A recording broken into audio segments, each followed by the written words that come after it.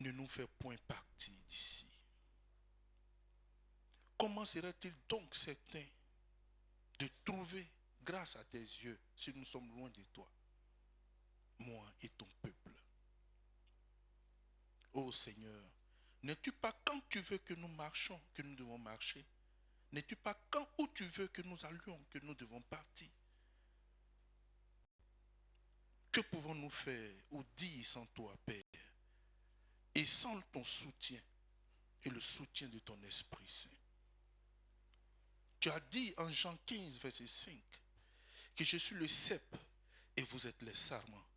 Celui qui demeure en moi et en qui je demeure porte beaucoup de fruits, car sans moi, vous ne pouvez rien faire. Que pouvons-nous faire, Dieu, sans toi? Raison pour laquelle en ce soir, nous voulons que tu pénètres nos cœurs. Tu remplisses nos cœurs de ton Esprit Saint. Nos pensées et nos intelligences humaines soient soumises à ton autorité et à la puissance de ton Esprit. Et que désormais, Père, nous soyons sous le contrôle de ton Esprit Saint. Assujettis-nous et donne gloire à ton nom. Que rien de nos vies ne se fasse en dehors de ta volonté. Aide-nous. En effet, si nous sommes de toi et pour toi, alors nous ferons de choses extraordinaires. Parce que Père, toi-même, tu es extraordinaire. Donne gloire à ton nom en cette soirée et bénis chacun de nous par ta parole. Au nom de Jésus-Christ. Amen. Amen. Amen. Bien-aimés frères et sœurs, tel que je le disais tout à l'heure, Dieu veut te parler en ce soir. Dieu encore veut t'interpeller en vue de te donner de mieux cerner et de comprendre sa parole. Le thème que nous allons traiter est bien à César ce qui est à César, à Dieu ce qui est à Dieu. À César ce qui est à César, à Dieu ce qui est à Dieu. Frères et sœurs, avant d'entrer dans notre thème, je voudrais, en introduction du message de ce soir, partager avec vous cette pensée de Dieu, afin qu'ensemble nous puissions la méditer. Donc nous allons commencer par 2 Corinthiens chapitre 4, versets 3 à 4. 2 Corinthiens chapitre 4, versets 3 à 4.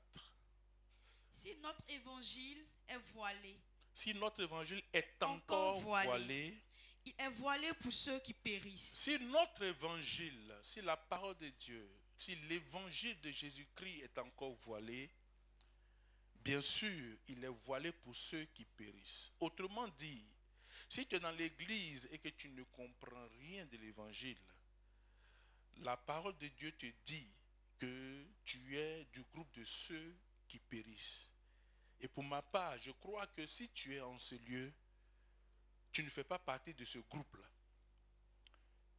Donc si notre évangile est encore voilé, il est voilé pour ceux qui périssent. L'évangile de Dieu n'est pas voilé.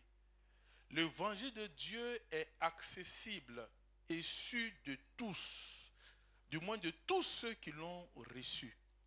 Donc il n'y a pas moyen, il n'y a pas de raison pour quelqu'un de dire qu'il ne comprend pas l'évangile, au point de ne pas marcher selon la parole de Dieu.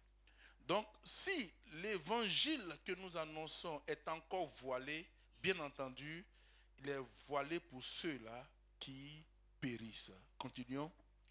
Pour les incrédules, dont le Dieu de ce siècle a aveuglé l'intelligence. Dont le Dieu de ce siècle a aveuglé l'intelligence. Beaucoup de personnes viennent à l'église, mais qui ont l'intelligence voilée par le Dieu de ce siècle. Celui-là qui domine le monde en ce moment. par le bling-bling et par l'argent, la richesse, les biens. C'est de ce Dieu-là. Et si vous regardez le Dieu, ce Dieu est écrit avec petit D, qui n'a rien à voir avec notre Dieu, qui est bien entendu à la fin du message en grand D. Donc, le Dieu de ce siècle présent a aveuglé l'intelligence de plusieurs, afin qu'ils ne vissent pas briller la splendeur de l'évangile de la gloire de Christ, qui est l'image de Dieu. Beaucoup n'ont pas encore compris. Raison pour laquelle, frères et sœurs, tu peux, même étant dans l'église, te comporter autrement. D'où le thème à César ce qui est à César, à Dieu ce qui est à Dieu. Alléluia. Mon frère, ma soeur, frères et sœurs, sachons que la véritable vie chrétienne est là où commence la vie. La véritable vie chrétienne est là où commence la vie. Et là où commence la vie, l'amour n'a point de fin. Lorsqu'un homme te dit qu'une chose est impossible à ses yeux, souviens-toi qu'il parle de ses limites et non les limites de ton Dieu. Si tu échoues et que tu décides de te relever, tu n'as pas échoué. Si tu échoues et que tu décides de te relever, en fait, tu n'as pas échoué. Mais c'est quand tu échoues et que tu décides d'abandonner, alors tu auras échoué. Car avec notre Dieu, rien n'est impossible. Notre Dieu n'est pas un Dieu qui travaille avec une limitation, avec un degré qu'il ne doit franchir. Notre Dieu est au-delà et au-dessus de tout. Alors, en tant que fils et fille de Dieu, nul ne doit se dire que c'est impossible. Et nous n'avons pas le droit d'abandonner. Quel que soit le nombre de fois que nous allons tomber, nous ne devons pas abandonner. Nous devons nous relever. Quel que soit le nombre de fois que nous avons échoué dans une activité ou dans un domaine quelconque, comprenons que Dieu est avec nous. Et nous devons nous relever et continuer la marche. Quel que soit le nombre de fois que nous aurons péché, ne restons pas couchés. Relevons-nous et continuons la marche. Et avec l'aide de Dieu, nous serons toujours debout. Quel que soit le nombre de fois que nous n'aurons pas écouté la voix de Dieu pour nous lever dans la prière, levons-nous et mettons-nous en prière, car Christ est avec nous. Alléluia. Alors, frères et sœurs, je disais, en tant que fils et fille de Dieu, nul ne doit se dire que c'est impossible et que nous n'avons pas le droit d'abandonner. Sinon, nous subirons sans mesure une catastrophe épouvantable. De quoi s'agit-il? De quoi s'agit-il? À César, ce qui est à César. À Dieu, ce qui est à Dieu. Donc, contextuellement, les versets qui inspirent notre message de ce soir parlent d'impôts, donc d'argent, n'est-ce pas? Dans le contexte, les versets sur lesquels nous allons nous appuyer parlent d'impôts et d'argent. Mais notre enseignement nous conduira dans un cadre, dans le cadre de la consécration, ce que nous devons en vérité à Dieu. Je ne parlerai pas d'argent. Je ne parlerai pas d'argent, mais je veux parler de la consécration et de ce que nous devons à Dieu. À César, ce qui est à César, à Dieu, ce qui est à Dieu. Alors, bien-aimés, nombreux sont les chrétiens qui attendent beaucoup de Dieu, mais en retour, qui lui consacrent très peu de temps. Plusieurs dans nos églises attendent beaucoup de Dieu. Que Dieu les élève, que Dieu les bénisse, que Dieu fasse ceci, que Dieu fasse cela, sans compter les sujets de mariage, les sujets innombrables de mariage et d'enfantement. Mais très peu sont ceux-là qui accordent du temps à leur Dieu. Et même ceux qui accordent du temps à leur Dieu, lui accordent très peu de temps et en veulent beaucoup. Majoritairement, plusieurs consacrent leur temps à leur boulot et à leur famille, sans pouvoir intégrer Dieu dans leur agenda journalier ou à leur agenda quotidien. Au point que cette mauvaise manière de mener la vie chrétienne, cette vie chrétienne est devenue, hélas, quelque chose de normal et légitime pour ces personnes-là. On donne plus de temps, on consacre plus de temps à notre travail. On passe à moins de 8 heures par jour au travail, en moyenne, 8 heures par jour. Et quand nous arrivons le soir, nous avons du temps pour nous occuper de nos familles, enfants, époux ou épouses. Et Dieu reste en marge de notre journée. Mon frère et ma soeur, aucun homme et aucune chose ne doit prendre ou occuper ce qui doit revenir à Dieu en toi. Aucun homme, aucune chose ne doit occuper ou retenir, prendre ou occuper ce qui doit revenir à Dieu en toi. Parce que Dieu a aussi ses intérêts en toi. Le texte que nous allons lire, comme je l'ai dit, parle d'argent. Mais ce n'est pas de l'argent que nous allons parler.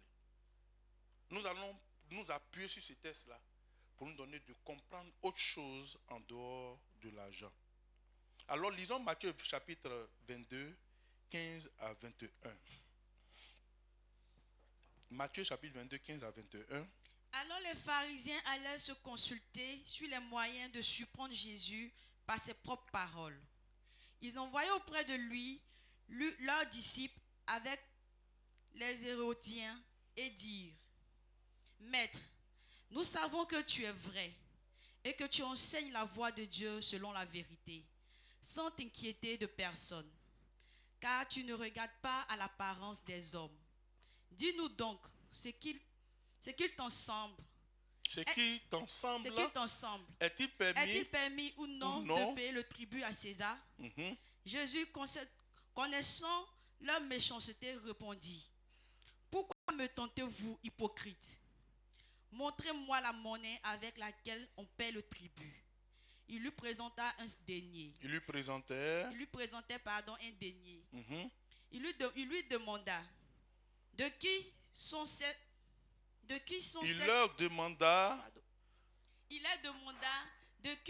effigies de cette inscription?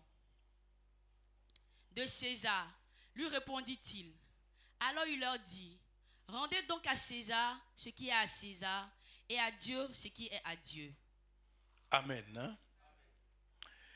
Alors, il est vrai que la Bible nous dit en Genèse chapitre 3, le verset 19, que c'est à la sueur de ton visage que tu mangeras du pain. C'est ce que la Bible nous dit. En Genèse chapitre 3, verset 19, c'est à la sueur de ton visage que tu mangeras du pain. Si on continue, la Bible dira jusqu'à ce que tu retournes dans la terre où tu as été pris. Car tu es poussière et tu retourneras dans la poussière. C'est Dieu lui-même qui donne cette injonction. Que tous, c'est à la sueur de notre visage que nous allons manger. Autrement dit, que nous mangerons en travaillant. Sans le travail, personne n'aura de quoi en manger. Il est vrai que Dieu a dit cette chose. Autrement dit, nous avons tous besoin d'argent pour prendre soin de nos familles, pour soutenir l'œuvre de Dieu, pour prendre soin des nôtres. Toutefois, nous ne devons pas perdre de vue et nous déconnecter de la source de l'eau et de notre existence, sans lequel nous sommes absolument rien. Même si Dieu nous dit que c'est à la sueur de nos fronts que nous devons manger, bien aimés, cela ne doit pas nous conduire loin de Dieu. Parce que Dieu est notre source. Dieu est notre opium. Dieu est l'épicentre de nos vies. Davis. Dieu est l'épicentre de notre vie.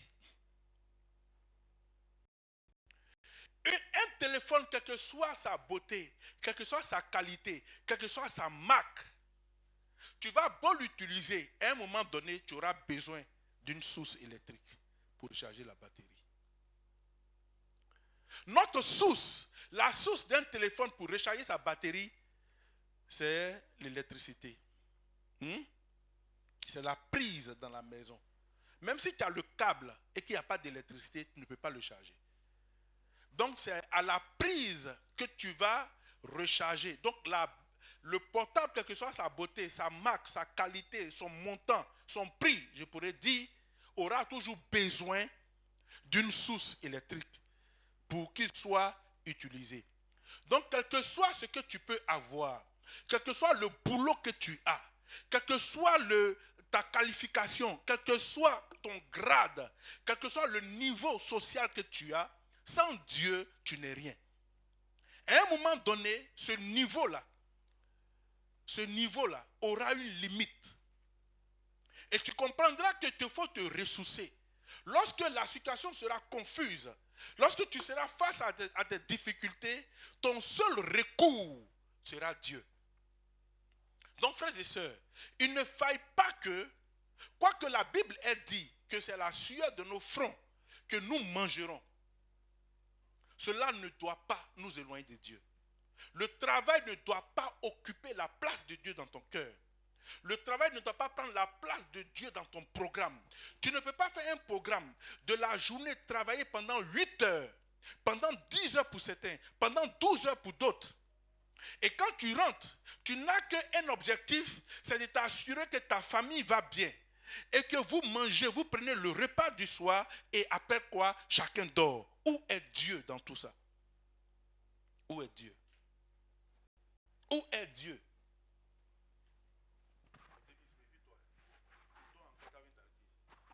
Où est Dieu? Où est Dieu, mon frère? Davis, où est Dieu? Il n'est que 19 heures. Où est Dieu? Bien-aimé, la Bible a dit, et nous l'avons lu, Genèse chapitre 3, verset 19, c'est à la sueur de ton front que tu mangeras. Mais qu'est-ce que la Bible nous dit en Somme 127, 1 à 2? La Bible nous dit quoi? En Somme 127, verset 1 à 2. Si l'Éternel ne bâtit la maison, ceux qui la bâtissent travaillent en vain. Si l'Éternel ne bâtit, il est vrai que Dieu a dit que c'est la sueur de ton front que tu vas manger. Mais si l'Éternel ne t'accompagne pas dans ce que tu fais est zéro. Si l'Éternel ne bâtit, celui qui bâtit travaille en vain. Celui qui bâtit en vain. Quel que soit l'argent que tu auras, quel que soit le salaire que tu auras, quelles que soient les entrées que tu auras, si l'Éternel ne t'accompagne pas dans tes projets, tout ce que tu fais tombera. Alléluia. Si l'Éternel ne bâtit la maison, ceux qui la bâtissent travaillent en vain.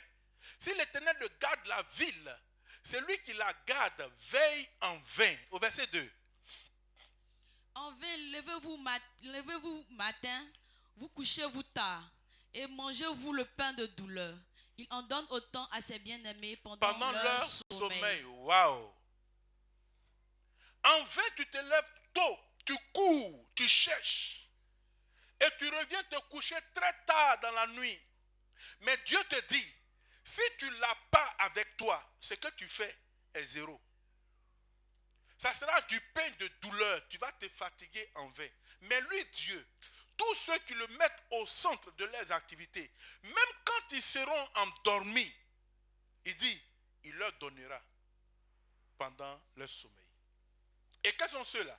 Ce sont ses bien-aimés. N'est-ce pas? Il dit autant, il en donne autant à ses bien-aimés pendant quoi? Leur sommeil. Pendant que toi tu te bats, lui, ses bien-aimés, même dans leur sommeil, il leur donne ce que toi tu recherches dans ta bataille. Alors qui sont les bien-aimés de Dieu? Ce sont ceux qui ont une parfaite communion avec lui. Ceux qui le craignent, qui l'ont dans leur agenda quotidien, dans leur programme journalier. Chaque jour que Dieu fait, les bien-aimés de Dieu trouvent une place pour Dieu dans leur programme. Un bien-aimé de Dieu ne peut pas passer une journée entière jusqu'à ce qu'il aille se coucher sans avoir recours à son Dieu. Un bien-aimé de Dieu, pour lui, ça sera un scandale qu'il passe une journée. Je veux même élargir le temps de minuit à minuit, sans que tu n'aies recours à Dieu, sans que tu aies un temps pour Dieu, sans que tu aies un moment d'échange avec ton Père, sans que tu aies un moment d'intimité avec lui. C'est un scandale. Tu ne peux pas être un bien-aimé de Dieu. Et beaucoup, vous êtes dans l'église, vous n'avez aucune intimité avec Dieu. Vous n'avez même pas un temps de prier avec Dieu. Tout ce que vous faites, Seigneur, je te dis merci pour la journée, merci pour la nuit, protège-moi, moi et ma maison. Et tu commences à dormir. Souvent même, c'est le lendemain à 6 heures que tu dis le Amen final. Frère, quelle est cette intimité chrétienne? Il dit, il en donne à ses bien-aimés pendant leur sommeil. Cela voudrait dire que même si tu te prives d'1 heure, de 2 heures dans la nuit pour échanger avec ton Père, ce que les autres se lèveront à 5 heures pour aller chercher, toi pendant que tu rattrapes le sommeil, Dieu t'en donne. Alléluia.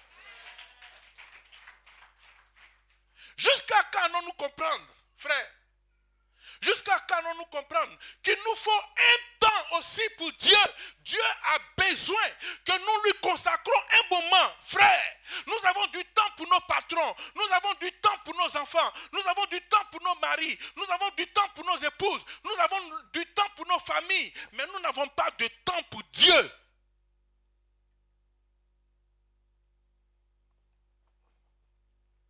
La preuve, même quand on vient à l'église, en plein 19 heures, où même les oiseaux sont encore éveillés, il y en a qui dorment.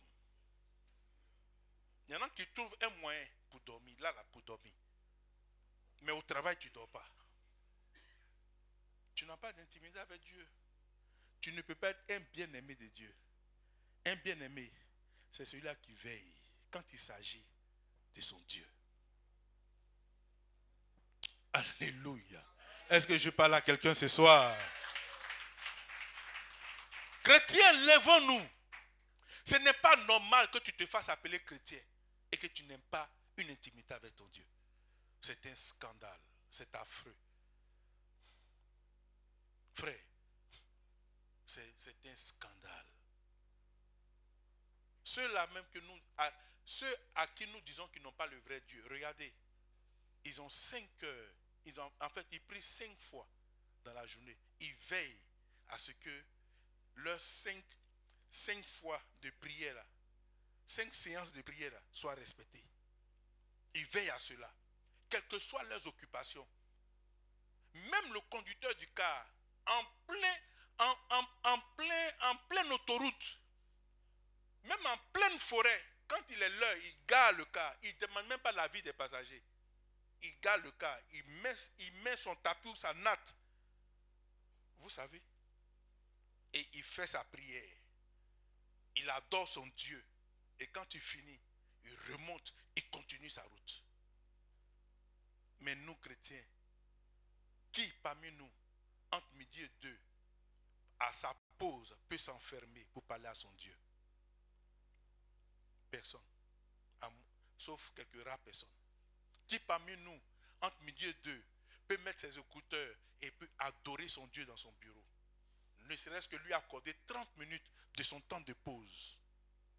À notre pause, nous prenons notre temps à piailler, à bavader inutilement, à faire du verbiage.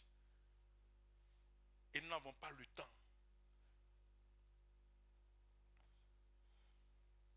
Frère, il en donne à ses bien-aimés pendant leur sommeil.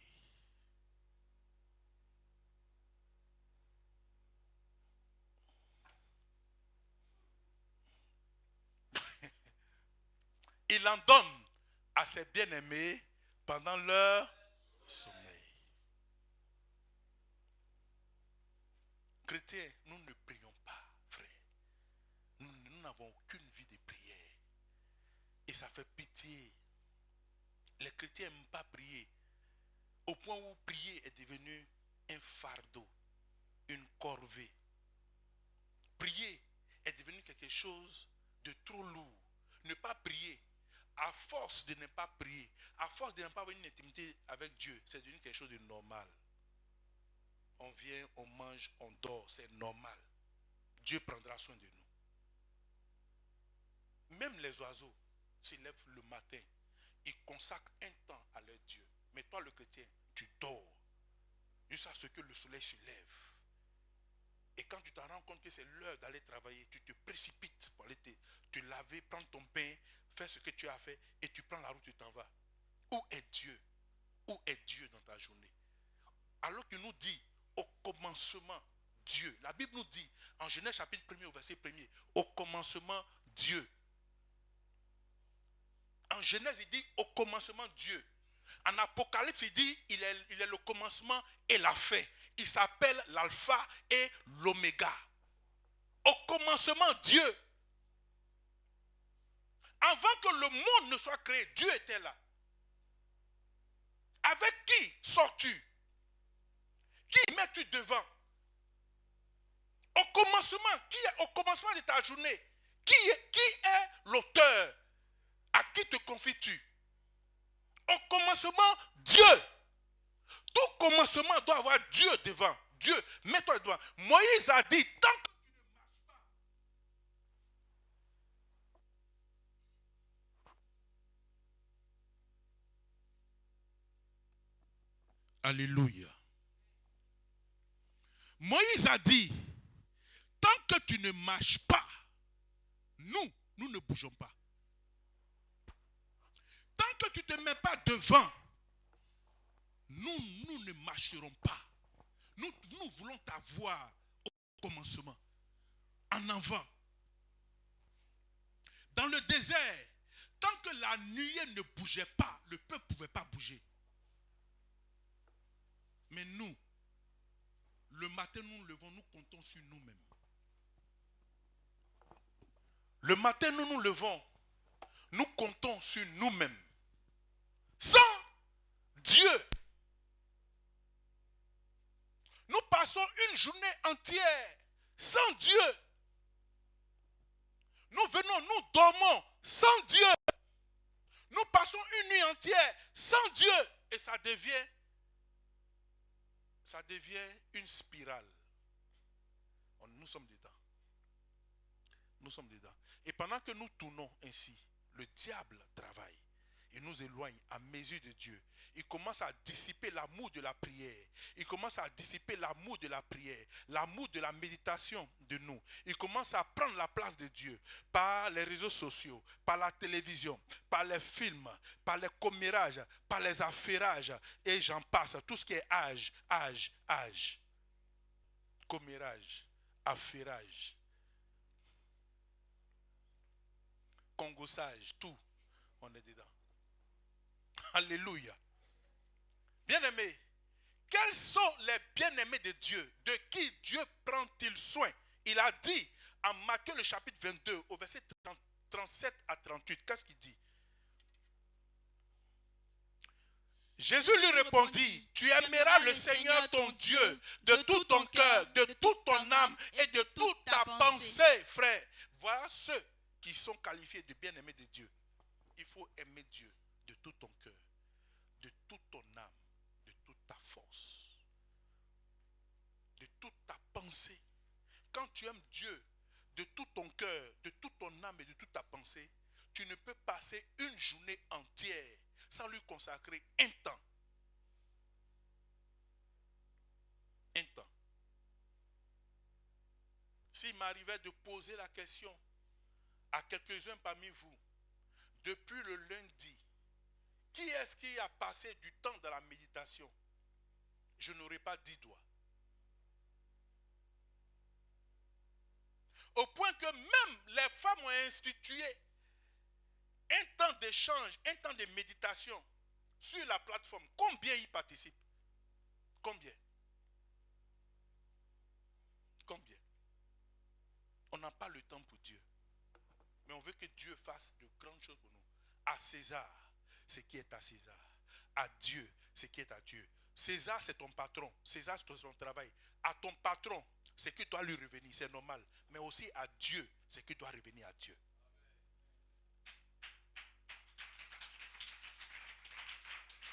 Alléluia. À ton travail, le temps du travail. Mais à Dieu aussi, le temps de Dieu. Donc si tu as du temps pour aller travailler, tu dois avoir du temps pour adorer ton Dieu. À César, ce qui est à César. À Dieu, ce qui est à Dieu.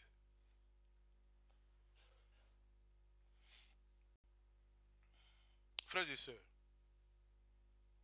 si tu prétends aimer véritablement ton Dieu, pourquoi ne pas lui rendre ce qui lui est dû?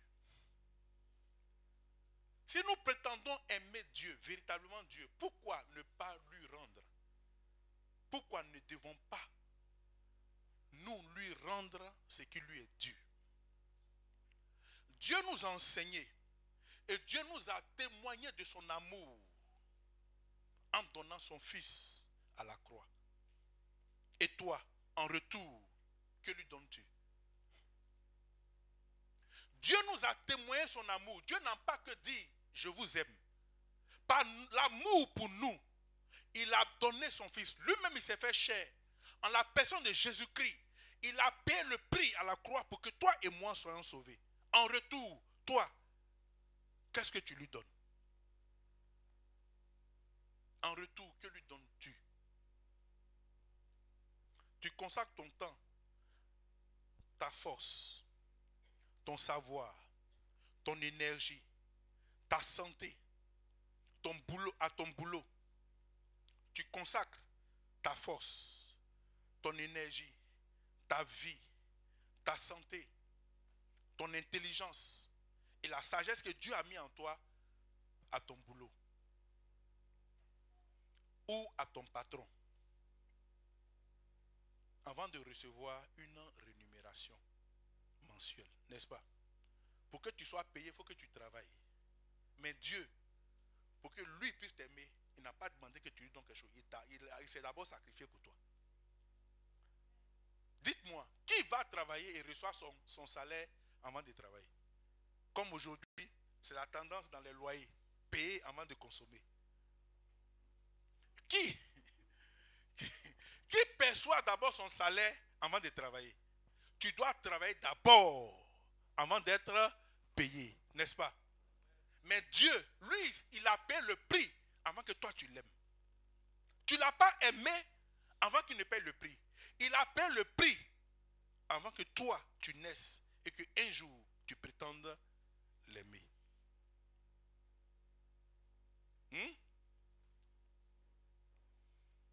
Ton Dieu n'a rien attendu de toi avant de te donner le souffle de vie. Tu n'as rien prouvé à Dieu avant qu'il ne te donne le souffle de vie. Tu n'as rien prouvé à Dieu avant qu'il ne te donne la vie. Tu n'as rien prouvé à Dieu avant qu'il ne te donne la santé avec laquelle tu vas travailler et que tu l'oublies. La santé avec laquelle tu t'investis tant pour tes affaires, pour ton patron, pour ta société. Dieu te la donne gratuitement et en retour, qu'est-ce qu'il reçoit de toi? En retour, qu'est-ce qu'il reçoit? Même pas 30 minutes de consécration pour lui dire merci. Même pas 30 minutes par jour Frères et sœurs, la journée à 24 heures, logiquement, la dîme d'une journée, c'est 2h40 que nous devons consacrer à Dieu. N'est-ce pas? La dîme, ne serait-ce que la dîme de la journée, c'est 2h40. Mais Davis n'en fait même pas 10. Et c'est lui qui doit à l'église.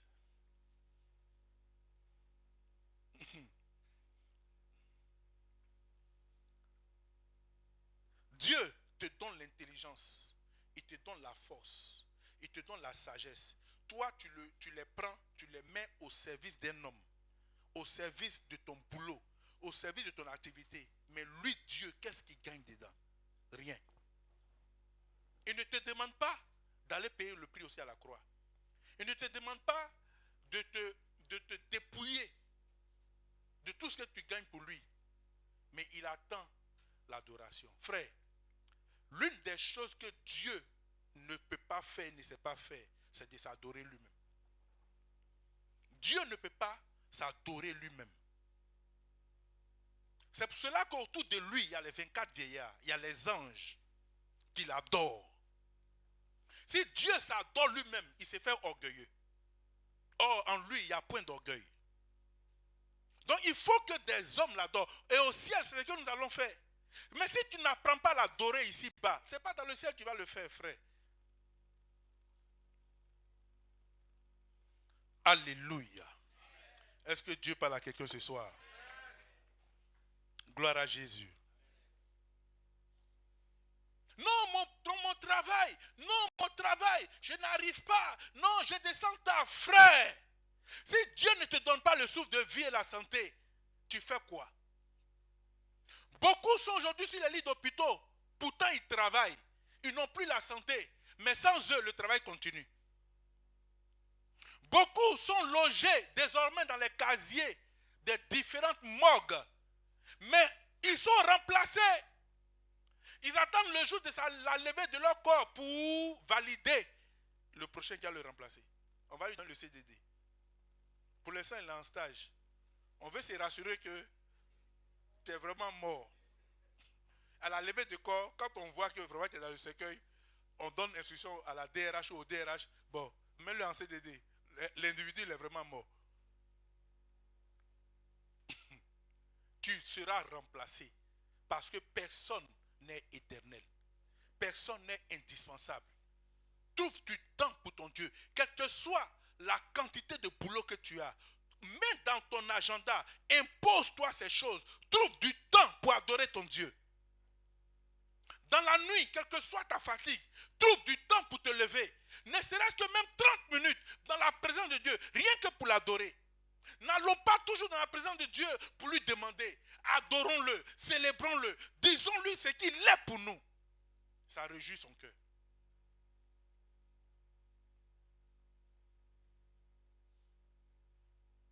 Regardez comme vous êtes jeune et vous ronflez.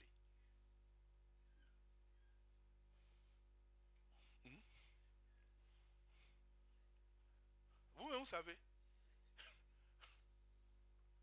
Si on pouvait mettre un enregistreur dans chaque chambre parmi vous, vraiment, on croirait que nous sommes dans une rivière remplie de crocodiles. Regardez l'âge que vous avez. Et combien de fois vous ronflez?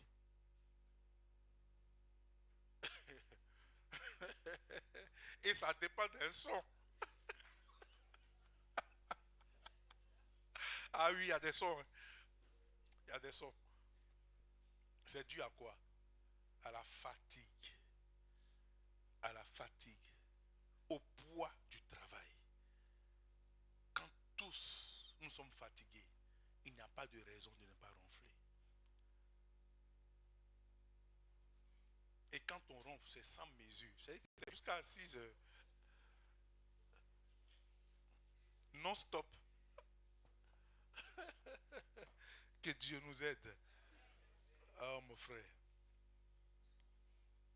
Donc je disais, ton Dieu n'a rien attendu de toi avant de te donner le souffle de vie. la santé, la sécurité, la paix, l'intelligence, la sagesse, le boulot. Il t'a même donné ce boulot. Il t'a donné une famille. Et au-delà de tout, l'assurance de ton salut. Dieu te l'a donné. Il n'a rien attendu en retour de toi. Il ne t'a pas demandé des tests à passer. Mais il te l'a donné par amour. Bien-aimé, à ton travail. Bien-aimé, à ton travail. Qu'est-ce que tu fais lorsque tu es au travail? Tu ne fais que travailler pour les hommes. Tu ne fais que satisfaire aux besoins de la clientèle. Mais où est la place de ton Dieu? À César, ce qui est à César. À Dieu, ce qui est à Dieu. Tu dois donner ce qui est à Dieu sans discrimination. Si tu ne le fais pas, tu es égoïste. Car Dieu est tout puissant et il est au ciel. Et toi, tu es un homme faible. Et tu es où? Sur la terre. Dans un monde passager. Un monde qui va passer. Mon frère, ma soeur. Qu'est-ce qui te reste donc à faire? Nous lisons Hébreux chapitre 12, verset 14b. Hébreux chapitre 12, verset 14b. Anna est à l'écran. Sans laquelle personne ne verra le Seigneur. Je vais lire la parole vivante. Efforcez-vous de progresser vers une vie sainte, sans laquelle nul ne pourra voir le Seigneur. Efforcez-vous de progresser vers une vie sainte, sans laquelle nul ne pourra voir le Seigneur. Frère, nous devons nous efforcer d'évoluer vers une vie sainte, une vie de communion avec Dieu, sans laquelle personne ne verra Dieu. Et sur la terre et dans le ciel. Tu ne te forces pas d'avoir une intimité avec Dieu. Tu ne verras pas la gloire manifestée de Dieu sur la terre. Et tu risques de perdre ton salut. Lisons encore Colossiens chapitre 2, versets 8 à 10. Colossiens chapitre 2, versets 8 à 10. Je vais la version parole vivante. La version parole vivante. Je lis la parole là. Oui. Veillez à ce que personne ne vous dépouille de votre foi et ne fasse de vous ses prisonniers par une philosophie trompeuse. Veillez à ce que personne ne vous dépouille de votre foi en Dieu, bien sûr, et ne fasse pas de vous des prisonniers par une philosophie trompeuse et décevante. De tels enseignements s'inspirent de traditions de ce monde, toutes humaines et élémentaires, et qui n'ont rien à voir avec Christ. Frère, fais attention à ce que personne ne t'enlève ta foi en Dieu. Et ne fasse pas de toi un prisonnier par une philosophie. Aujourd'hui, nous sommes captivés par des choses. La philosophie humaine des enseignements. Tu dois travailler pour avoir l'argent. Nous sommes dans l'église, je te vois béni, je te vois ceci. C'est bon. Mais après, ça te conduit où? Parce que quand quelqu'un passe son temps, te dit tu seras béni, tu seras béni. Implicitement, tu ne recherches plus l'intimité de Dieu. C'est la bénédiction que tu recherches. Donc, tu es obligé de courir ça et là. Parce qu'un jour, quelqu'un t'a dit que tu seras béni. Frère, personne ne peut être béni en dehors de Dieu. En dehors du plan de Dieu. Toute bénédiction qui vient à toi sans la volonté de Dieu est une malédiction. Car la Bible nous dit clairement, selon Proverbe chapitre 10 au verset 22, il n'y a que la bénédiction de Dieu qui enrichit et qui n'est point suivie de chagrin. Donc si Dieu ne t'accompagne pas dans ce que tu fais, tu vas courir comme Somme 127 nous a dit, ça sera du pain de douleur que tu auras. Du pain de douleur. On a continué au verset 9. Au verset 9 de Colossiens 2. Car en lui habite corporellement Non, je veux la parole vivante. Je veux la parole vivante. Or, c'est en lui seul et en son corps que que réside réellement et d'une manière permanente toute la plénitude de la divinité. La Bible dit, c'est en lui seul et en son corps que réside réellement, d'une manière continuelle, sans rupture, d'une manière permanente, toute la plénitude de la divinité. Tout ce que nous voulons est en lui. Tout ce que nous recherchons est en lui. Tout ce que tu veux sur cette terre est en Jésus-Christ. C'est en lui seul que tu peux avoir. Tu ne peux pas avoir le bonheur, tu ne peux pas avoir la richesse, tu ne peux pas avoir l'élévation en dehors de la personne de Jésus-Christ. Donc pourquoi ne lui consacres-tu pas ton temps, bien-aimé? Pourquoi ne le mets-tu pas au centre de ta vie?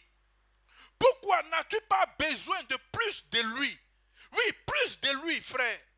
Aie du temps pour prier. Arrange-toi, fais un calendrier. Fais-toi violence. Même si tu penses que dans les débuts c'est difficile et que ta langue est lourde, tu ne peux même pas prononcer. Même le silence parle à Dieu. Ton silence parle à Dieu. La Bible dit, même si je n'ai plus de mots, mon âme soupire. Tes soupirs adressent une prière à Dieu. Ce que toi-même tu ne peux pas entendre, ton âme parle à Dieu et Dieu entend.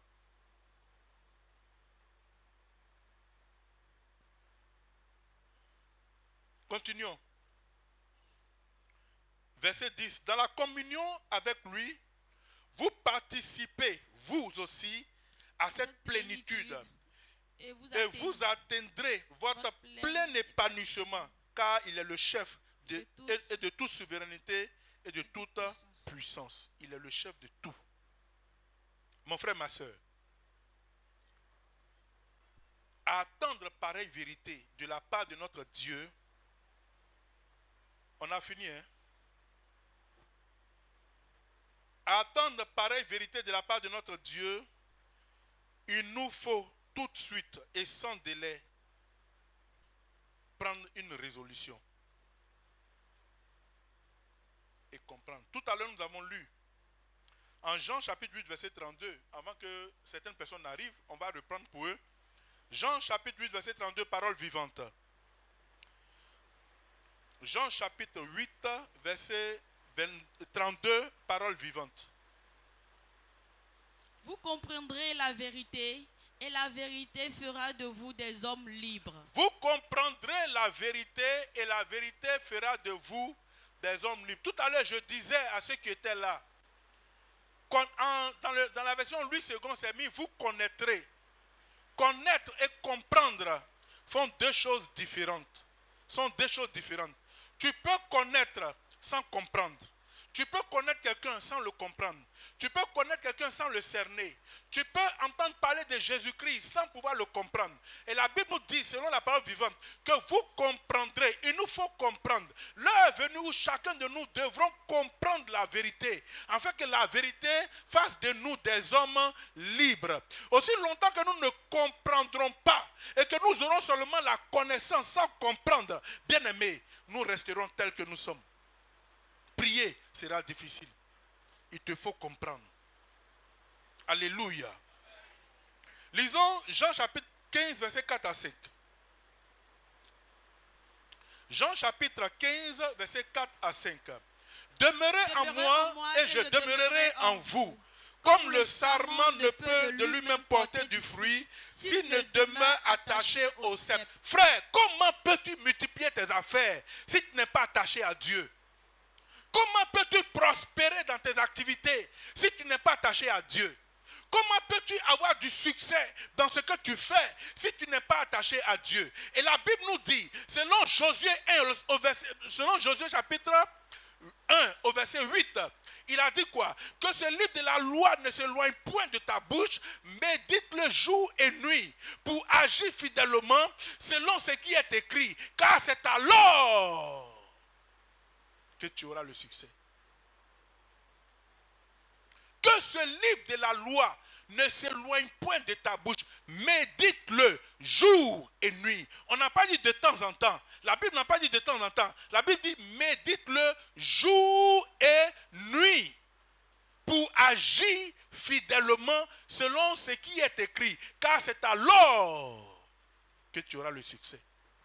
C'est alors que tu auras la réussite dans tes entreprises. Mais tu ne médites pas. Comment veux-tu agir selon ce qui est écrit? Tu n'as pas la connaissance. Comment veux-tu agir? Tu ne connais pas la vérité. Comment veux-tu agir? Tu ne comprends pas la parole. Comment veux-tu agir pour réussir? Nul ne peut réussir sans Dieu. Il faut que Dieu soit au centre de ta vie. Poursuivons.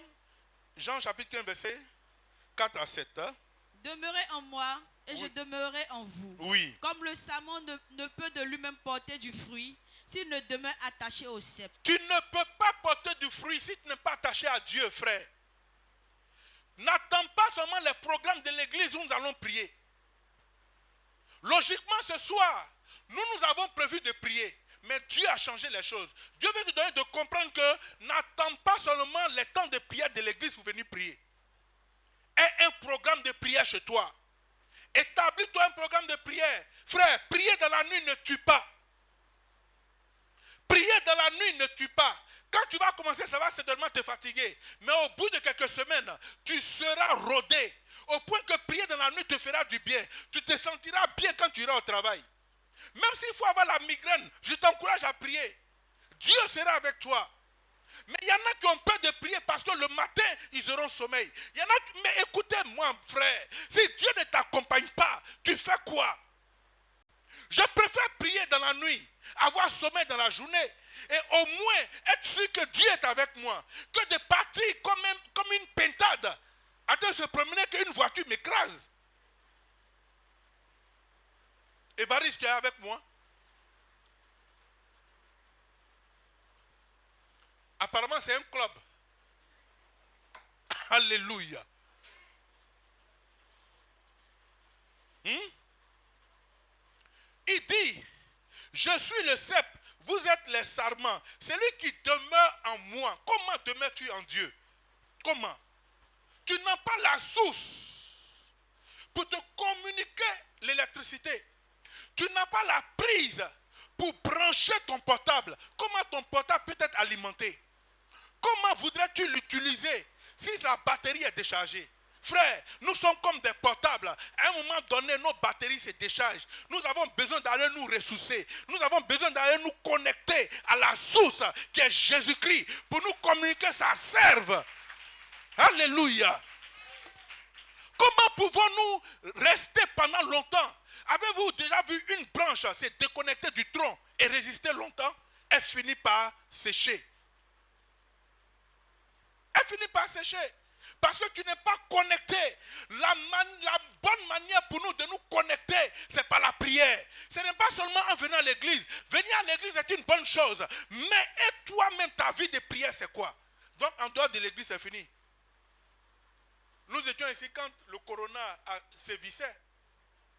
Les gouvernements ont décidé de fermer les églises. Et quand les églises étaient fermées, tu faisais quoi? Tu faisais quoi? Tu dois avoir un culte personnel à la maison. Personnel à la maison. Avoir ton agenda de prière, de méditation. Ce n'est pas normal que tu es chrétien, tu passes des journées sans méditer. Je peux comprendre que par tes occupations, là encore, ce n'est même pas une excuse.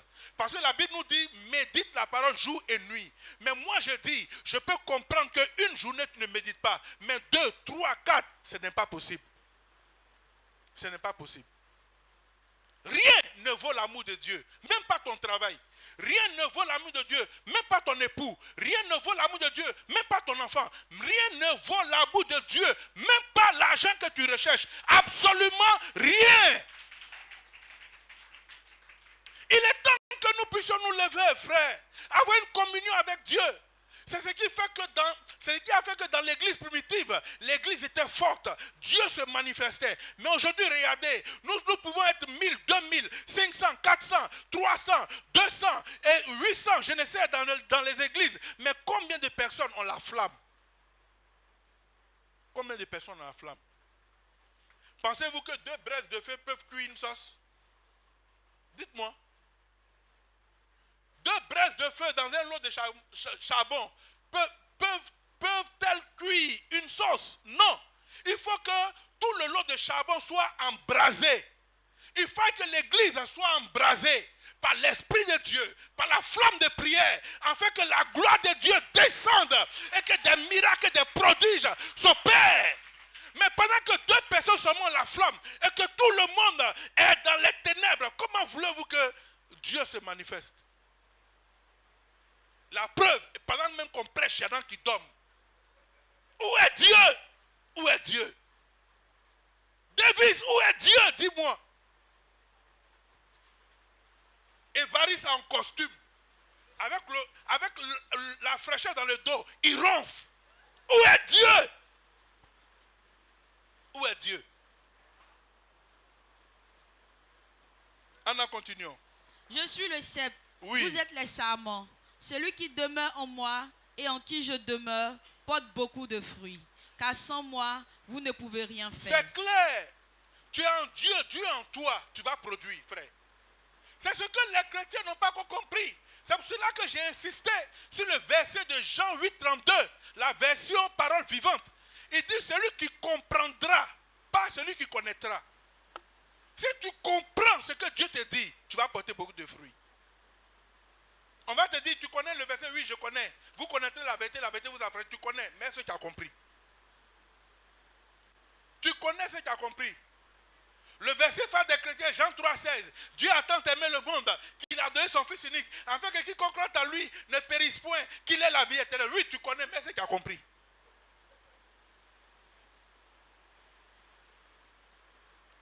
Je parle à quelqu'un. Tu connais, est-ce que tu as compris? Vous comprendrez la vérité, et la vérité fera de vous des hommes libres. Tu n'as pas encore compris, tu ne peux pas être libre, même si tu la connais. Alléluia. Celui qui demeure en moi et en qui je demeure porte beaucoup de fruits. Tu veux porter beaucoup de fruits. Tu pries pour tes bénédictions. Tu pries pour que Dieu t'élève. Mais tu n'es pas en Dieu. Comment il va t'alimenter? Comment? Comment? Comment il peut multiplier tes activités si tu n'es pas avec lui? Comment il peut te rendre prospère si tu n'es pas en lui? Comment il peut te donner des revenus encore plus grands si tu n'es pas en lui? Comment il peut t'accorder le succès si tu n'es pas connecté à lui? Il a besoin que tu te connectes à lui pour que lui te donne ce qu'il a. On a vu ici, on dit qu'il a tout en lui. Donc va t'accrocher à lui pour qu'il te transmette ces choses-là. Alléluia. On a dit que le corona, pour que quelqu'un soit infecté, il faut que tu salues la personne ou alors que tu lui fasses des accolades. Mais tant que tu n'as pas fait des accolades à cette personne et que tu n'as pas salué la personne, tu n'auras pas. C'est pour ça qu'on portait des masques. Hein? Comme des voyous, on se promenait à Abidjan. Mais va te connecter. Il dit, j'ai tout en moi. J'ai tout. Il a tout pleinement en lui. Il a tout pleinement en lui. Il dit, viens seulement te connecter pour qu'il te donne ce qu'il a. On n'a pas envie. On veut lutter nous-mêmes. On veut se débattre. Tu es têtu, hein? Tu es têtu même. On te donne une solution toute simple. Va te connecter à la personne.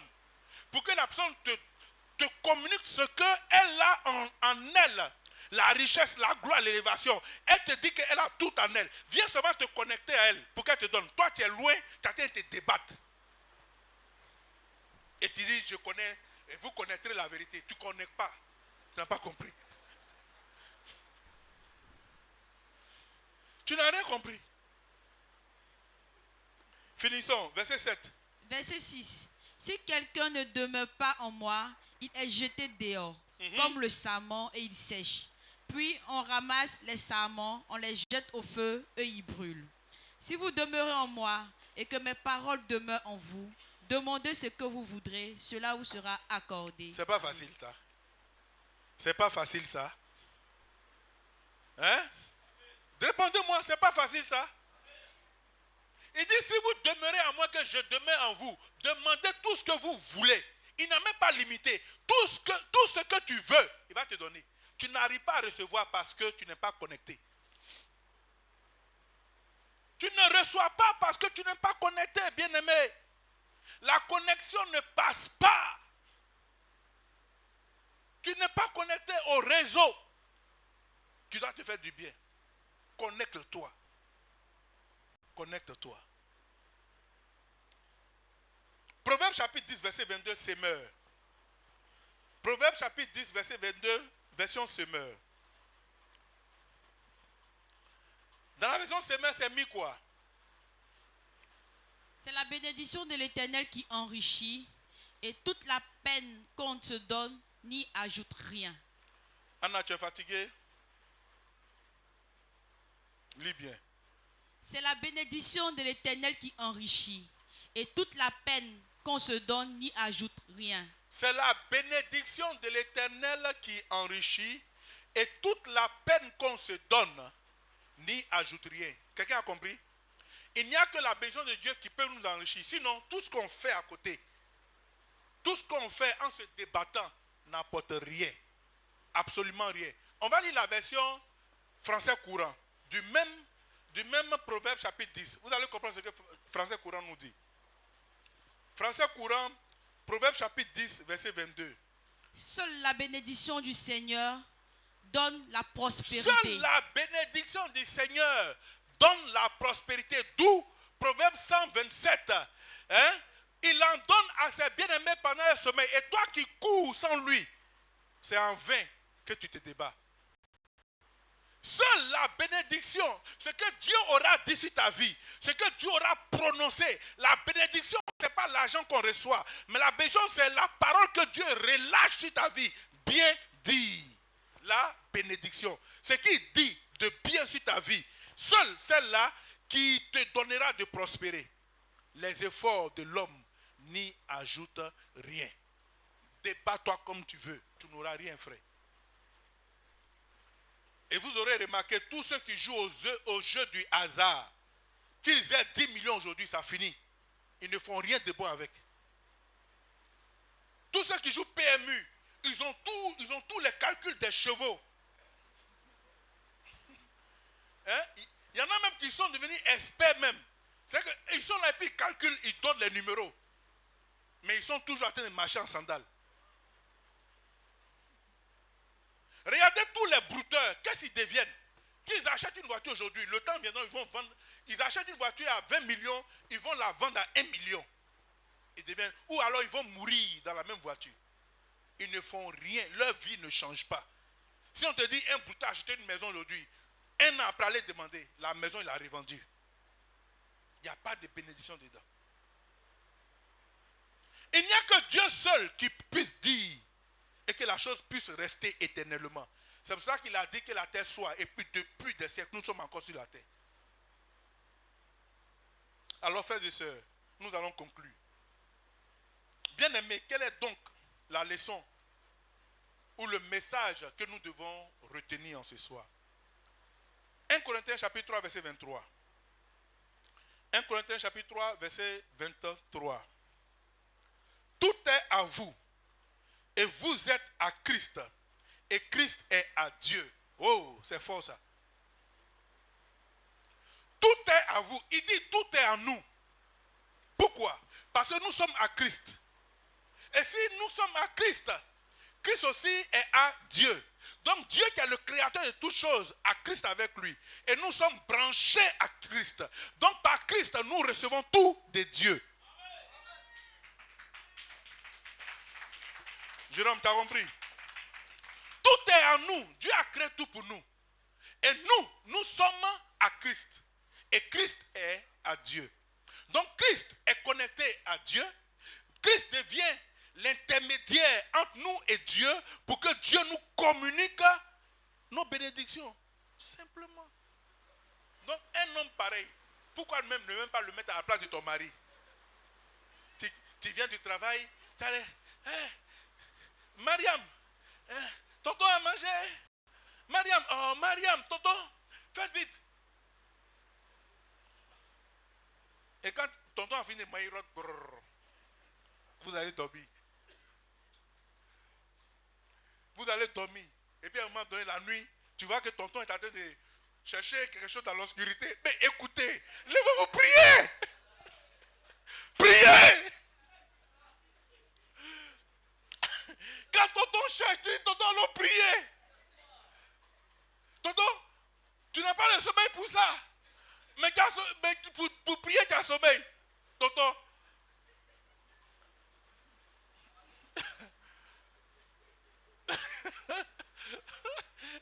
Hein?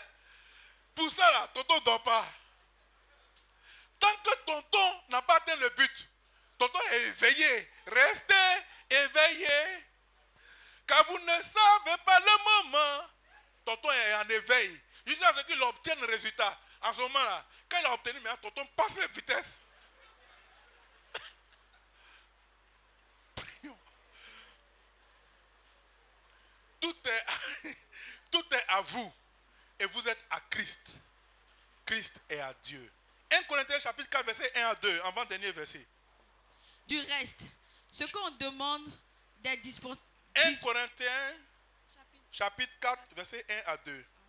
Ainsi qu'on regarde comme des serviteurs de Christ et des dispensateurs des mystères de Dieu. Du reste, Oui. ce qu'on demande des dispensateurs, c'est que chacun soit trouvé fidèle. Que chacun soit trouvé Fidèle. Nous devons être fidèles. Parce que nous sommes les dispensateurs de la parole de Dieu, des bienfaits de Dieu. Nous, le reste, ce qu'on demande, on nous demande, c'est que chacun soit trouvé fidèle à Dieu. Nous devons être fidèles. Dernier verset, Romains chapitre 13, verset 7. Lisez, écoutez bien. Romains chapitre 13, verset 7. Rendez à tous ce qui leur est dû. Rendez à tous ce qui leur est dû. Analyse bien. Hein? Rendez à tous ce qui leur est dû. C'est pas ce qui leur est dû. Ce qui leur est dû. Continuons. L'impôt. L'impôt. À qui vous devez l'impôt? À qui vous devez l'impôt? À César, ce qui est à César. Le tribut. À qui vous devez le tribut? La crainte. À qui vous devez la crainte? À Dieu la crainte. L'honneur. À qui vous devez l'honneur? À Dieu seul doit revenir l'honneur et la gloire, l'adoration, la magnificence, l'exaltation. À lui seul Dieu, que Dieu te bénisse. La gopelle mon you, au nom de Jésus-Christ. Merci beaucoup. Alléluia.